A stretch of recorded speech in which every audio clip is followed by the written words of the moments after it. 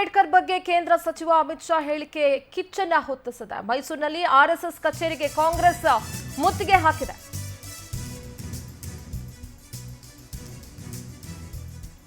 ಮೈಸೂರಿನ ಆರ್ಎಸ್ಎಸ್ ಕಚೇರಿಗೆ ಪ್ರತಿಭಟನಾಕಾರರು ಮುತ್ತಿಗೆ ಹಾಕೋದಕ್ಕೆ ಯತ್ನಿಸಿದ್ದಾರೆ. ಕೆಪಿಸಿಸಿ ವಕ್ತಾರ ಎಂ ಲಕ್ಷ್ಮಣ್ ಹಾಗೂ ಪೊಲೀಸರ ಮಧ್ಯೆ ಮಾತಿನ ಚಕಮಕಿ ಕೂಡ ನಡೆದಿದೆ.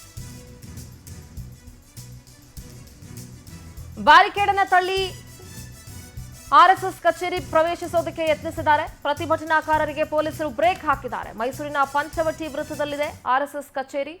ದೃಶ್ಯಗಳಲ್ಲಿ ಗಮನಿಸ್ತಾ ಇದ್ದೀರಿ. ಕೆಪಿಸಿಸಿ ವಕ್ತಾರ ಎಂ ಲಕ್ಷ್ಮಣ್ ಹಾಗೂ ಪೊಲೀಸರ ನಡುವೆ ಮಾತಿನ ಚಕಮಕಿ ನಡೆದಿದೆ. ಮೈಸೂರಿನ ಆರ್ಎಸ್ಎಸ್ ಕಚೇರಿಗೆ ಕಾಂಗ್ರೆಸ್ ಕಾರ್ಯಕರ್ತರು ಪ್ರತಿಭಟನೆ ಮಾಡ್ತಾ ಮುತ್ತಿಗೆ ಹಾಕೋದಕ್ಕೆ ಕೂಡ ಯತ್ನಿಸಿರುವಂತಹ ಘಟನೆ ನಡೆದಿದೆ. ಆ ದೃಶ್ಯಗಳನ್ನ ಗಮನಿಸ್ತಾ ಇದ್ದೀರಿ.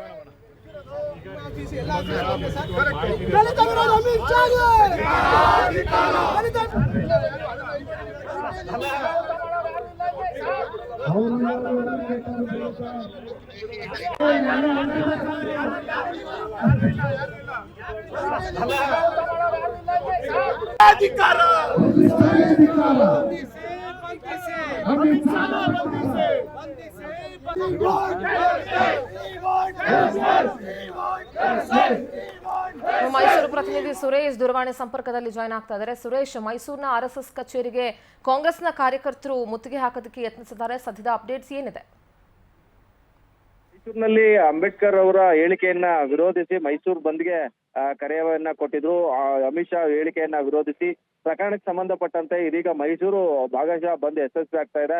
ಇದರ ನಡುವೆ ಮೈಸೂರಿನ ಪಂಚವಟಿ ವೃತ್ತದಲ್ಲಿರ್ತಕ್ಕಂಥ ಮಾಧವ ಕೃಪಾ ಆರ್ಎಸ್ಎಸ್ ಕಚೇರಿನಿದೆ. ಆರ್ಎಸ್ಎಸ್ ಕಚೇರಿಗೆ ನುಗ್ಗಲು ಯತ್ನ ಮಾಡಿದಂತ ಕಾಂಗ್ರೆಸ್ನ ಕಾರ್ಯಕರ್ತರು ಹಾಗೂ ಕೆಪಿಸಿಸಿ ವಕ್ತಾರರನ್ನ ತಡೆಯುವ ನಿಟ್ಟಿನಲ್ಲಿ ಪೊಲೀಸರು ಕೂಡ ಯಶಸ್ವಿಯಾಗಿದ್ದಾರೆ.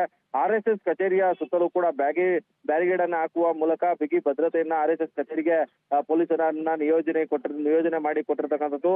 ಆ ಮೂಲಕ ಆರ್ಎಸ್ಎಸ್ ಕಚೇರಿಗೆ ಮುತ್ತಿಗೆ ಹಾಕೋದಕ್ಕೆ ಯತ್ನ ಮಾಡಿದಂತ ಕಾಂಗ್ರೆಸ್ ಕಾರ್ಯಕರ್ತರನ್ನು ತಡೆಯುವ ಪ್ರಯತ್ನ ಮಾಡಿದ್ರು. ಈ ಸಂದರ್ಭದಲ್ಲಿ ಪೊಲೀಸರು ಹಾಗೂ ಕಾಂಗ್ರೆಸ್ನ ಕಾರ್ಯಕರ್ತರ ನಡುವೆ ಮಾತಿನ ವಾಗ್ವಾದ ಉಂಟಾಗಿತ್ತು. ಜೊತೆಗೆ ಬ್ಯಾರಿಗೇಡ್ ಅನ್ನ ತಳ್ಳಿ ಹೋಗುವಂತಹ ಪ್ರಯತ್ನವನ್ನು ಕೂಡ ಕಾಂಗ್ರೆಸ್ನ ನಾಯಕರು ಮಾಡಿದ್ರು. ಈ ನಡುವೆ ಪೊಲೀಸರು ಅವರನ್ನ ತಡೆಯುವಲ್ಲಿ ಯಶಸ್ವಿಯಾಗಿದ್ದಾರೆ. ಮತ್ತೊಂದು ಕಡೆ ಅಂಗಡಿ ಮುಂಗಟ್ಟುಗಳನ್ನ ಬಂದ್ ಮಾಡಿಸುವ ಮೂಲಕ ಕೇಂದ್ರ ಗೃಹ ಸಚಿವ ಅಮಿತ್ ಶಾ ಅವರ ಅಂಬೇಡ್ಕರ್ ಅವರ ವಿರೋಧಿ ಹೇಳಿಕೆಯನ್ನ ಖಂಡಿಸಿ ಮೈಸೂರಿನಲ್ಲಿ ಅಮಿತ್ ಶಾ ಅವರ ರಾಜೀನಾಮೆಗೆ ಒತ್ತಾಯಿಸಿ ಡೆಲ್ಲಿ ಚಲೋವನ್ನು ಕೂಡ ನಾವು ಮಾಡ್ತೇವೆ.